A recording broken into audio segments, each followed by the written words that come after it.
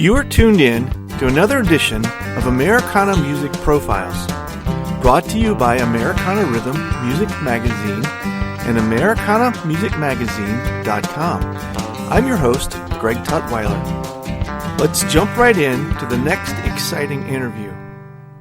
Legendary guitarist and contemporary blues artist Bobby Messano has released 7 solo CDs and played on 50 major label and indie albums in his career. In 2015, he received the Hollywood Music and Media Award. In 2012, he was the Delaware Blues Hall of Fame inductee, and in 2015, he had a #1 Billboard Blues album. It's my honor to have Bobby on the program for this edition of Americana Music Profiles.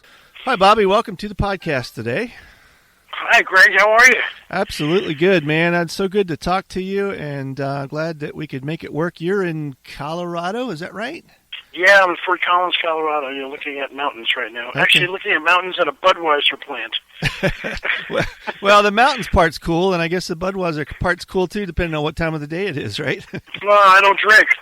Oh, all right. Well, never mind. At least I don't drink Budweiser. If it was a Pinot Noir plant here. Yeah, okay. Yeah, cool. So, man, it's good to get a chance to talk to you. I've been reading some of the liner notes and catching up on some of the videos, and you've been at this a long time. Lord, I have been. It's been, I think it's 43rd year in the business. Okay, wow. So, yeah. Was this something that started for you as a youngster in high school, college, or No, it started when I was a kid, because when I was in high school, I mean, I was already playing, and when I was 14, I was actually playing in clubs with like guys that were like 25 and 28 and stuff. And my goal was at that particular point to be, and I'm trying to write my memoirs. It's just taking forever. Yeah, okay. I have too many stories, but I wanted to be Eric Clapton, and I wanted to play the Fillmore East. Okay. And I never got to do either. Yeah, wow. Well, it's not too late, right? No, I wrote for Clapton, but the Fillmore East is gone, so I mean. Right, yeah, that's true. Yeah. So you. I noticed that you have been able to collaborate with a lot of different folks, as well as your own solo career. Is there, I know this probably is a loaded question, but is there, or what is the difference? Is it a noticeable difference? Do you prefer one or the other? Well, that's actually a really good question, because, I mean, I was, when I was growing up playing as a kid, I sang lead, and I was a guitar player. And when I joined my first album band, I turned into a side man, even though I was an integral part of it. Right. And it was interesting, because I went from literally being the guy that was there singing and playing to being, I call it the guys in the trench, the musicians in the trenches. Sure, yeah. And I mean, the interesting thing is that it took a lot of pressure off to just be the guitar player. Sure, yeah. But by the same token, I wasn't able to do as much creating of music of my own. So, I mean, I really liked that, and I was always really good in that spot. But at some point I had to change it over and do it for myself, because I really truly wanted to be incredibly broke.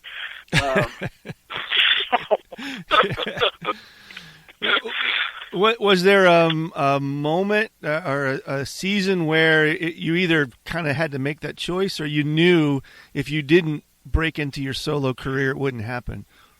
Well, yeah, I mean, it was because, if you look at the career, it was, I've always been I've been just a player. So, I played a lot of acoustic guitar, I played a lot of electric guitar, and I was like one of those guitar hero, quote unquote, kind of people. Right. But I didn't do as much writing, because I was, playing with other writers and other people that were, I thought were better writers than I did, and than I was.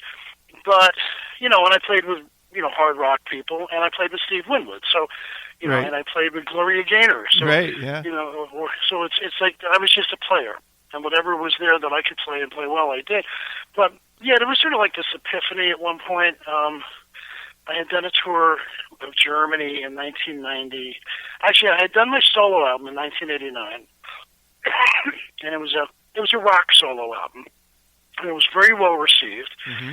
But it did not, it charted. It just, it was on MTV. But I was sort of getting at the back end of why am I playing, as much as it was fun. Why am I playing like hard rock stuff when I'm not like super, I was comfortable, but I just wanted to do something that had more depth. Mm-hmm. So I did. I came back from Germany in 1990 and had this epiphany and said, I want to go back to playing contemporary blues and more stuff like that. And like, that band Stanky Brown that I was in were, for all intents and purposes, an Americana band. Mm-hmm. Yeah. They were like Firefall. Yeah, right. And and that's where I wanted to go. But I grew up playing, blues. I mean, right. Freddie King and stuff. So I just made that choice and went, it's now time. I have to do this, and that's what I did in 1990. Actually, yes. And kind of fast forward a bit. You're one of the reasons why we're talking today is the new record Lemonade, and if I think I read it right, it's the 9th for you solo. Is that right? Yeah, I think if I add my Messano record, it's the 9th. Yeah. Yeah. Okay. And feeling more kind of Americana blues. Am I reading that right? Yeah, it is, because it's there's a lot of Cajun feel on it, and I mean the other ones, all of my records have. It's not straight ahead blues. There's always the big rock guitar blues, Right. And 2 albums ago, Love and Money went number 1 on the Billboard Blues charts. I actually knocked Samantha Fish out, and who's my buddy. Sorry, Sam. But I was on it for 8 weeks in the top 10, and I always incorporate acoustics. I always incorporate dobros. And I'm very song oriented, and I write songs about my life, and I'm pretty funny, so I try to sort of make them comedic sometimes. Uh-huh. But this one, Bad Movie was the last one, which was a really phenomenal record. I mean, John Tiven wrote all the songs with me. Brian May, who's a friend of mine, wrote one song for it, and Steve Kalinich, who was with the Beach Boys, did one, and Larry Weiss, who wrote Rhinestone Cowboy, and right. And Ben Me Shake Me did one song. Really, it was a 15-song CD. It was really good. This one actually started as was a mistake, because I wasn't supposed to actually do this record. It was another artist that I was producing with Joe Baby Michaels, mm-hmm. and she did not show up for the record. Oh wow! There were there were problems in her family. Yeah, sure. So, and it sort of messed it up, and I had to write a record very quickly. Okay. I mean, I'm saying in 48 hours. Wow. Wow. And I had 2 songs that she and I had co-written that were going to be on it, I knew, and then I wrote the rest of it in 48 hours, and showed up in Louisiana, not quite knowing what I had. Wow. And it just is magical, because Dockside Studios, where we recorded it in Maurice, up by Lafayette, was incredible. I mean, Bob Malone flew in from L.A., and, all these guys were in to do the other record, but we ended up doing mine, and Malone and I are both from New Jersey, we're both funny, and we're both, blues. I mean, he plays with John Fogerty and Ringo, and, mm-hmm. And it's just amazing. Doug Belote on drums from Ricky Lee Jones, and Clapton and Sonny Landreth, and Carl Dufresne from North Mississippi All-Stars, and Anders Osborne. I mean, this turned into a magical record, and it was Joe was trying to get me to spread my wings a little bit and be a little more jam bandy, Americana-y self, instead of just a little bit more of the box. And plus, I had done a lot of dance records in New York with Nile Rodgers, and I were doing a lot of dance records. Okay. So I ended up with cool funk stuff and second line stuff, and I mean, and it ends with an extraordinary version of "Find the Cost of Freedom" by Crosby, Stills and Nash. Right. Yeah. And that's where it went. It's a beautiful record, I think. You know, and I do say we always say our records are great when we make them because you have to, because you don't want to put it out if it's not good. You know? Yeah. And I'm very careful to put really great records out that sound like they cost $15 million. And this one is great. Now, and, when you said you had to write this in 48 hours and you show up in the studio, how complete are they in 48 hours? Do you just have melodies and a few words, or did you have, half a dozen or a dozen songs ready to go? No, I had about 10 songs ready. But they were only choruses, and, that's the way I write anyway. Uh-huh. So I was still writing lyrics in the studio. I knew what they were going to be about. Yeah. And I was still writing arrangements. Okay. But I literally walked in, and they had found out about it the night before. And they said, and I walked in, and they went, "What do you have?" Yeah, okay. and I picked my phone up, and I put it on the microphone, and I said, "Why don't we start with this one?" Yeah. It was a song called Black and White. Wow. And it turned out phenomenal. And plus, when you're working with musicians like that, sure, yeah. That's what we're supposed to do. You walk in and you create something that's amazing, and you get a camaraderie up really quickly. And that's what happened. We did, and I record really quick, and we do everything really quick.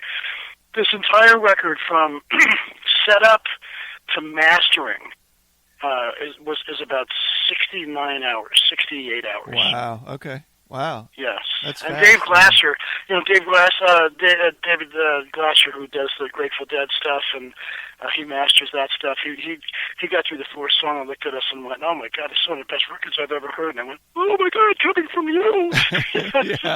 Yeah. So the team was extraordinary. Yeah. Well, it certainly speaks to your team and your years as a musician and having all of that experience to draw on. It's just so many artists would probably dream of being able to create a record like that. I know. Yeah. That's what I always go. People go, "Well, wow, you play." Because I lived in Tennessee for a long time. They go, "You play really good. You rap really good." And I would go, "At this age, if you gave a chimpanzee a ream of paper and a typewriter, they'd write the great American novel. I better do something right." So, what does a day in the life of Bobby look like for you as a seasoned musician and getting ready to release your new record and all that kind of stuff? Please, we know what this is like. My maid wakes me up in the morning and makes me eggs Benedict, right. And then I go to the Lamborghini and drive 2 blocks down to the mailbox, and then come back and say, which plane should we take today? There you go, right. Yeah. Are we talking about blues and acoustic music or pop? No, we're talking about Eric at his island in the Caribbean. Yeah. No, it's actually pretty boring. I do more business than I do anything else. It's so true that Jackson Brown song, The Loadout, the only time that seems too short is the time that we get to play. Yeah. Because most of it is, and especially these days in social media land and having to do a lot of things on your own. It's you work. If I'm doing European stuff, I'm up at 5 in the morning, working until 12 at night, just doing that stuff. So, I've got a boring day, but I'm a good cook. Yeah. What have you, starting in the 70s and being an active musician through all these years, obviously there's been tremendous changes in the musical industry. Do you...